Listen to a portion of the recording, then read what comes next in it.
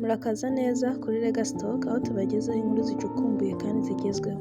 Uyu munsi rero twabateguriye inkuru y'urukundo ya Linda, Priya ndetse n'umukunzi we Irunga Christian. Uyu munsi biyemeje kurushinga bakaba babaye umwe. Uyu Linda Priya yavuzwe mu nkundo nyinshi ariko cyane cyane urwamenyekanye ni urwa Zaba, cyane ko abenshi bemezaga ko kubera Miss Rwanda yitabiriye yahakuye inshuti nyinshi, ariko reka tubyihorere, reka tuvuge kuri Zaba. Uyu Zaba na Linda bakundanye urukundo rwinshi, abantu benshi bakundaga couple yabo cyane cyane ko wabonaga bisanzuranaho ndetse bagakora n'ibiganiro bemeza ko urukundo rwabo ari ndakemwa, ndetse bagakorana n'amafilime ndetse bapangaga kurushinga, gusa nyuma yaho bose batangaje ko batandukanye. Uyu Linda aza kugaragara mu rukundo rushya ndetse n'umusore witwa Irunga Christian tutari tumenyereye mu muziki nyarwanda cyangwa ahandi hose kuri social media, gusa urukundo rwaje rugurumana baca ibintu rwose kandi bigaragaraga ko bakundanye.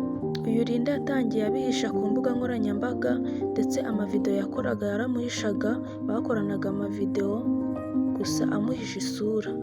Abakunzi ba Linda bavugaga ko bashaka kureba umuhungu yihebeye muri comment ndetse n'amavideo babitangaza, gusa Linda ntiyabyemeye, gusa nyuma byaje kugaragara ko yamutereye ivi ndetse bapostinga amafoto ndetse aranamwerekana, ari umusore mwiza cyane rwose wabonaga abereye ijisho. Abantu benshi rero ntibabyakiriye neza kuko hari abakundaga ya Linda na Zaba ndetse benshi bakavuga ko badakwiranye n'uyu musore Irunga Christian, ariko cyane Linda we yagaragaje ko uyu muhungu ahubwo yamutwaye umutima ndetse atandukanya Linda, ndetse ko atandukanye n'aba ex bose baba barakundanye, ndetse akomeza ashima uyu musore cyane cyane ko yagiye amufasha mu bihe byinshi bitandukanye ndetse yaba inyuma ya kamera. Uyu Christian yasabye Linda kumubera umugore ndetse nawe atazuyaje arabyemera.